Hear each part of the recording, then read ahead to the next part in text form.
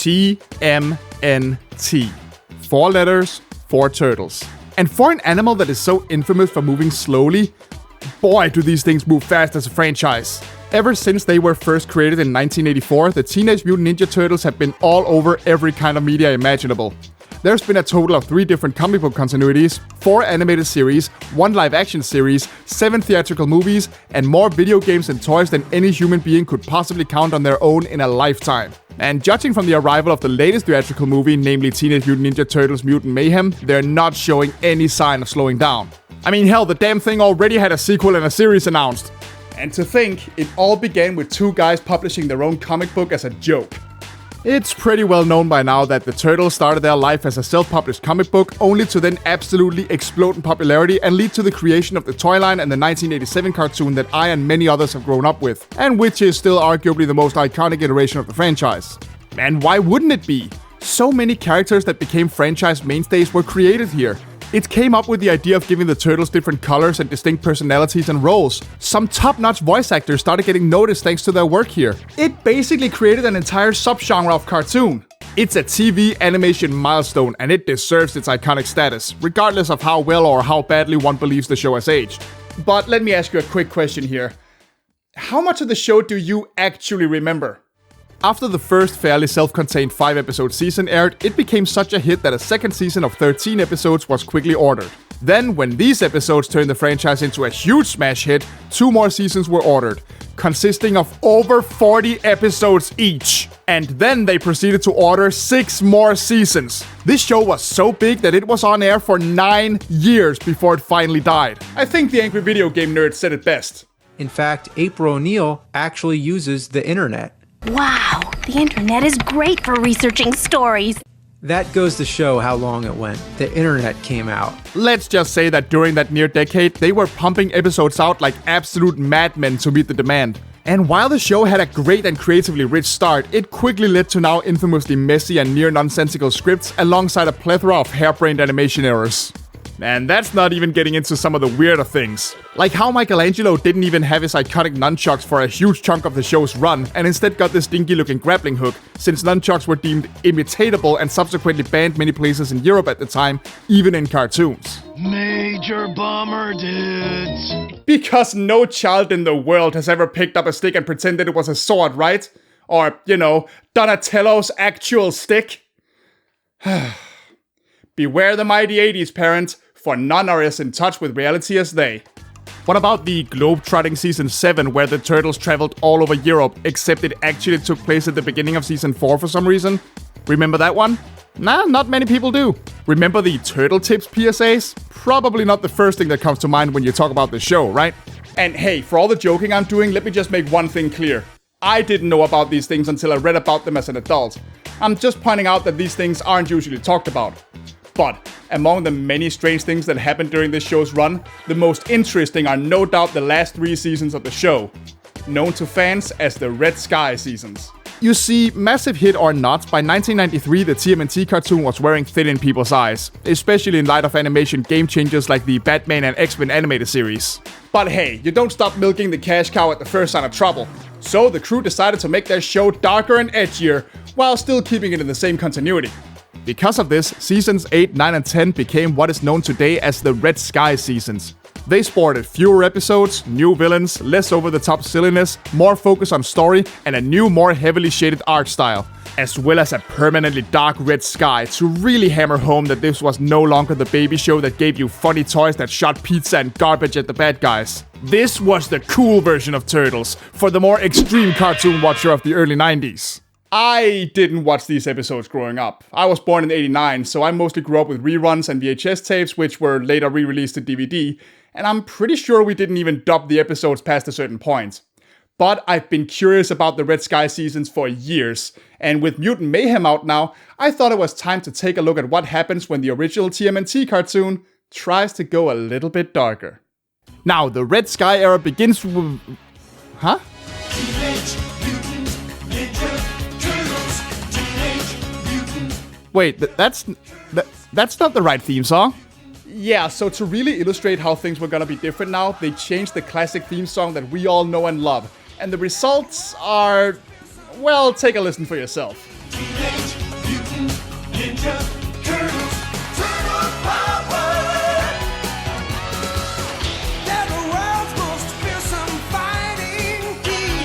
Oh, wow, yeah, good thing we got rid of that silly old stupid theme song that nobody liked, huh?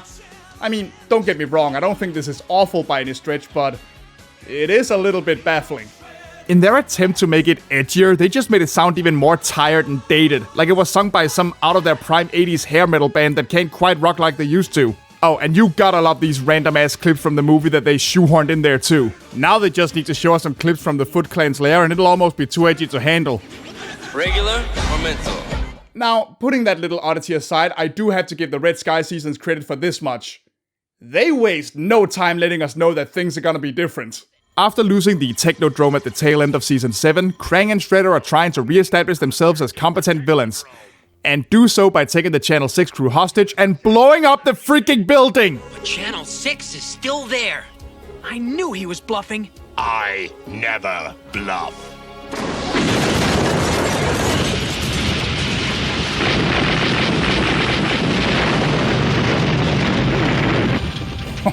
Wow. Okay, I gotta hand it to Shredhead here. That's a really raw move. And this comes after him having a brief but genuine sword fight with Leonardo. I'd say this is a pretty far cry from the goofy, whiny bitch he was for a large part of the show's run up till now. But I don't want to conquer this place. I want to conquer Earth. Oh boy, I can't wait to see more of this new, more competent Shredder. By the way, did I mention that he and Krang disappear from the show after this? Okay, that's not quite true. They still get a few episodes in Season 8, and they do come back for a bit in Season 10, but overall, they take a back seat here. To make matters worse for the Turtles, April's boss Byrne takes the destruction of the Channel 6 building pretty personally, and he basically starts a hate campaign against them. Along with this, the Turtles end up tussling with not just a special police force called Darkwater, but also new villains with awesome 90s names like Berserko and... Not so fast, Megavolt! Huh. Maybe the Turtles should contact Darkwing for help with that one. Or maybe just Ace Duck. That's almost the same thing, right? But, yeah, props to the show for trying and everything, but these new villains suck. They embody all the things wrong with 90s comic book character designs, just without any actual thought put into them. You see, for as bonkers as TMNT was since the beginning, the 80s cartoon characters in particular do a great job of being very distinct and instantly living up to a very simple base premise. I'm convinced that's why the toys became such a huge success in the first place. You can take a look at any random character, including the toy exclusive ones, and you'll instantly have some idea of what their deal is.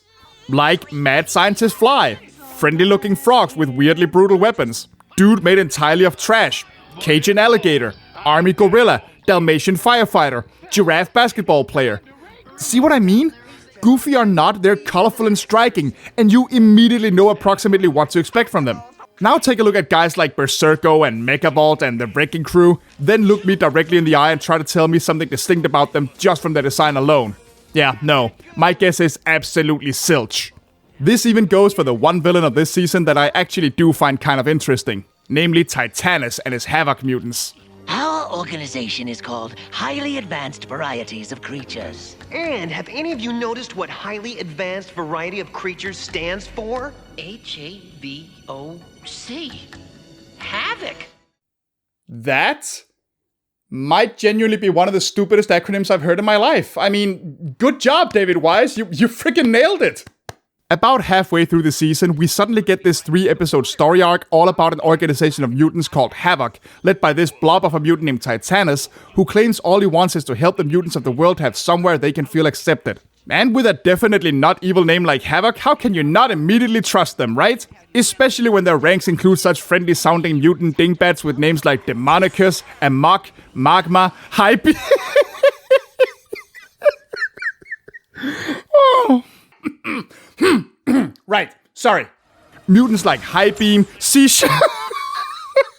Oh god, I can't. How did anyone draw this guy over and over again with a straight face? Even the more normal looking mutants like Overdrive and Raptor are over-designed to hell and back. And just look at Raptor's face! I mean, holy shit! He looks like somebody took every single goofy-ass Hawkman helmet ever made and melted them down to a giant chicken mask. Oh, thank God for Koya and the IDW comics. I don't think I could live in a world where this was the only bird of prey mutant in TMNT. Anyway, surprise, surprise, what Titanus is actually doing is abducting people, forcefully mutating them, and making them join his army, intent on creating a whole world full of mutants just like the apocalyptic future he came from. Now, goofy-ass mutant henchmen aside, I actually really like Titanus.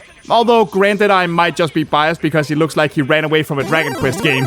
But seriously, I really do like the idea of a villain from a future world ruled by mutants coming to the Turtles' time to do the same thing there. There's even a resistance fighter from the same future named Krakus who hates all mutants, but who has to mutate himself in order to stand a fighting chance as he helps the Turtles fight Titanus. This idea of the Turtles being stuck in the middle of a future conflict between two very extreme views of mutants is super interesting to me, and I really wish we got to see more of it, but nope. 3-episode story arc it is. But in fairness, the season does end with 2 episodes of the Turtles having one more major showdown with Shredder, which eventually culminates in him and Krang being stranded in Dimension X. And I won't deny that there are some genuinely cool moments to be found here. Stinking rhino. Not to mention some really goofy ones.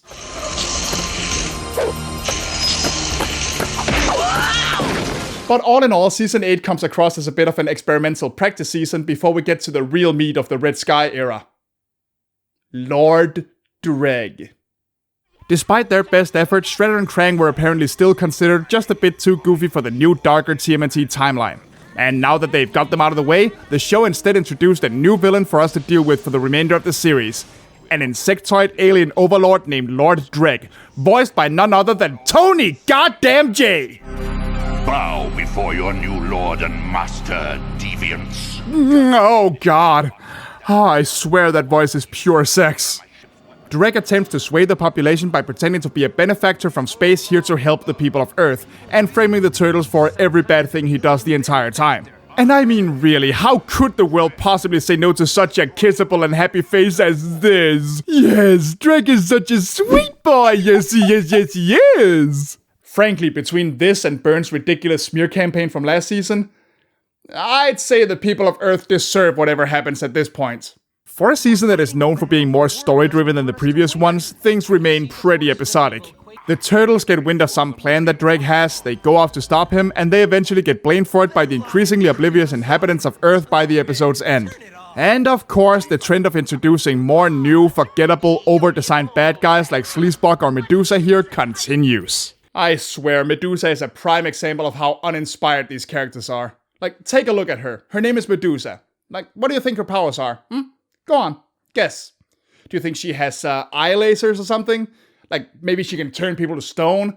Maybe she can use those braids of hers as tentacles? Nope, she can, fire guns. And turn the turtle sexist, apparently. She's threatening to blow up the dam. Did you say she? Dude, Leo, come on. If you have to watch one episode featuring one of these new one-shot villains, I'd say watch Split Second. Kronos is actually a very entertaining villain, even if he does look like he jumped out of some edutainment math game you play in the computer lab at school back in the 90s. Nope, the story-driven part of this season is all about Dreg playing the people of Earth for fools. And a young man named Carter. Oh boy, fucking Carter. This dude sucks. Now, don't get me wrong, I don't mind the ideas of the Turtles gaining more human allies, and there's nothing strictly wrong with Carter. Like, he's not an obnoxious and hurtful stereotype, he gets along well with most of the Turtles, and whatever bad habits he has, he grows out of fairly quickly. Which is actually part of the problem. He's too good. He's already well trained in martial arts before he even meets the Turtles. Splinter instantly likes him and agrees to train him. He's as much of a tech whiz as Donatello, either helping him or inventing his own frankly amazing tech in every other episode.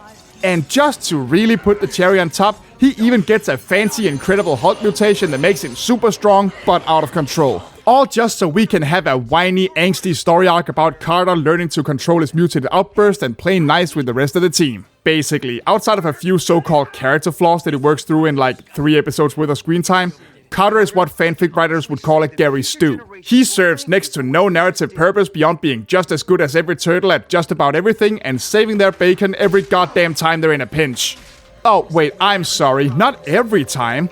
You see, the Turtles get unpredictable hulked-out secondary mutations too, and they spend a good chunk of these next 2 seasons trying to stabilize them. Which would have been a very interesting idea for the season, provided that A, the mutations did much more than make the turtles uglier, and B, they served any narrative purpose beyond just making things more or less convenient depending on what the writers feel like in that moment. The turtles' secondary mutant designs aren't too bad, I suppose, if a little uninspired. They actually look a bit like some later versions of Slash, so I'm willing to cut them a little bit of slack. But my god, if we're still talking about these seasons and their non-existent design philosophy, just take one good look at Carter's mutant form. Seriously. Look at it. What is this? He looks like somebody dug the first initial doodle of a scrap Mortal Kombat character out of the trash and was like, good enough. And honestly, I'm sorry to say, but that's how the whole season feels to me. Like somebody took a look at their first draft and was like, good enough. Gotta design some gross mutant turtles? Good enough. Carter stops being unreliable after like one meditation lesson from Splinter? Good enough. Lord Drake has exactly one advanced henchman named High Tech, but he does absolutely nothing the entire season, and he sounds like Rob Paulson is practicing his Yakko Warner voice. Who will pay for your interference, Earthling? I'm sorry, TP, but these things need your signature. Good enough. Again, there's plenty of interesting ideas here. Like the public being on the villain's side, unstable mutations, new human allies. But despite its best efforts to be darker and more serious, it still has the pacing of the older seasons where random stuff just kinda happens so we can get to all the explodey parts faster. Also, despite the whole season trying to make Drake look like a more serious and competent threat than Shredder and Krang, he gets just as whiny as they ever did the instant a more powerful alien named Doomquist shows up. It is my right to command the universe, not his. I want to conquer Earth. Oh, and Doomquist is about as interesting as you think he is, by the way. He mostly exists to fight with Drake about a vortex crystal that becomes important in the next season, and to give the gang an opportunity to expose Drake for the alien conqueror he is to the people of the world. So, yeah, Season 9 does end with a pretty decisive victory for the Turtles, but we still have two loose ends to take care of. The unstable mutations, and Drake still lurking in the shadows. Both Drake and the Turtles have shards of the aforementioned Vortex Crystal now, and not only can it fix the Turtles' mutations, it is also powerful enough for Drake to make portals that can go just about everywhere in space. And I'll give this season credit for this much, it actually does spend more time trying to focus on the gang's efforts to stabilize their mutations. And Carter actually starts considering going back to college to make more of his life, which is a very welcome change of motivation for him. And funnily enough, it turns out that reducing Drake to a more traditional scheming alien villain actually makes him a little bit more interesting too.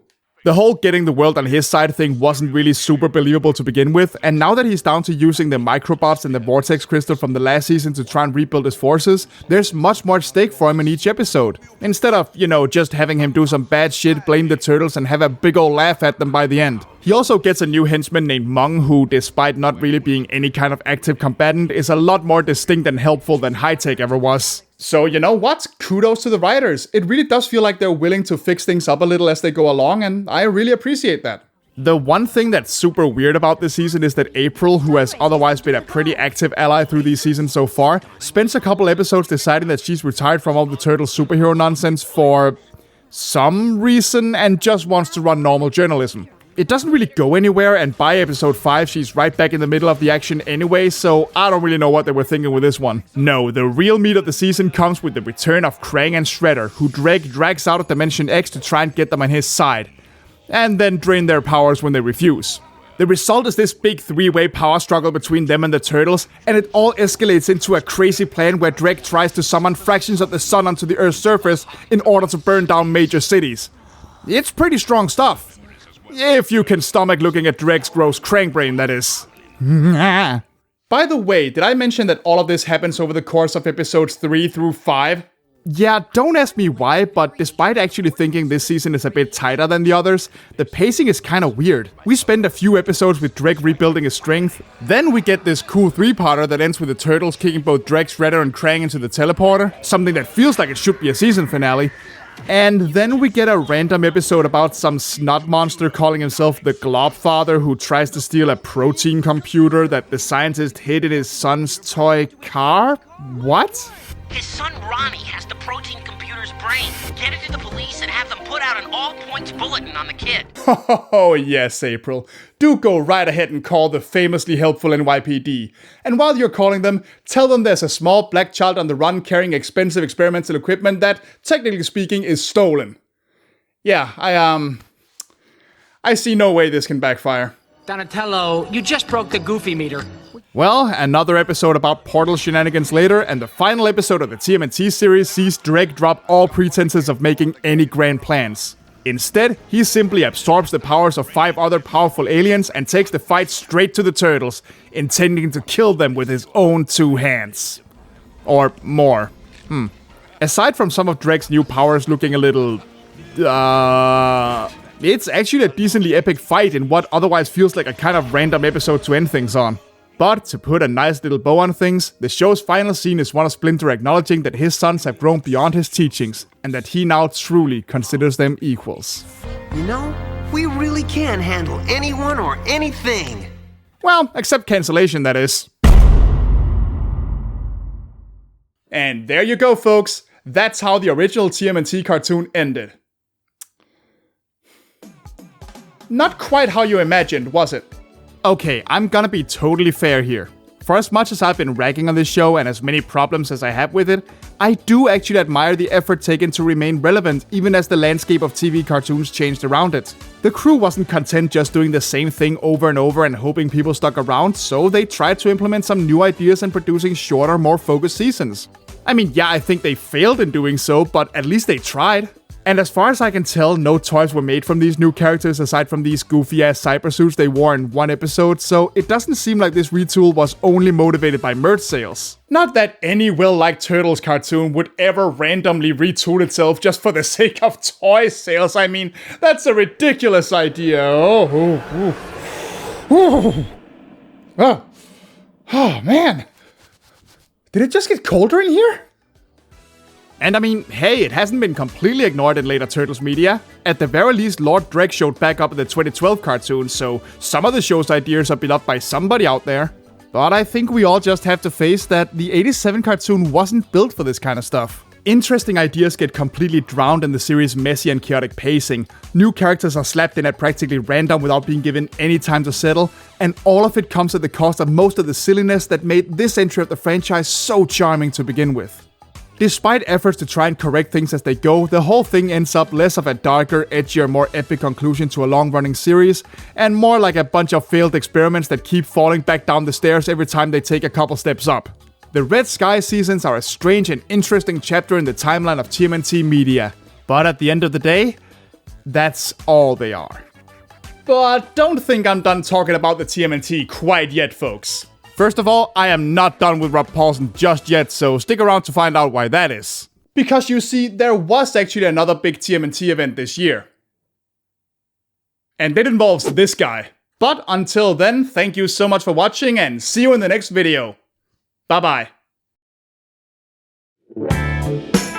Hey folks, and thanks so much for watching. I'm sorry this one took a while to come out, but hopefully I added just a little bit to the current Turtle Mania. I want to say a special thanks to Andreas Wilsom, Silvermoon Ravenwolf, Pocket Mouse, John G. Robinson, Elinor Strawhill, The Danish Penguin, Half Cryptid, Warren Miller, and anyone else who supports me on Patreon. You guys are the real heroes.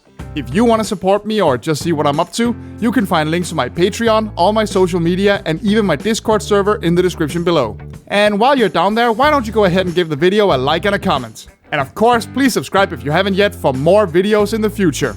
See you then, everybody. Bye-bye.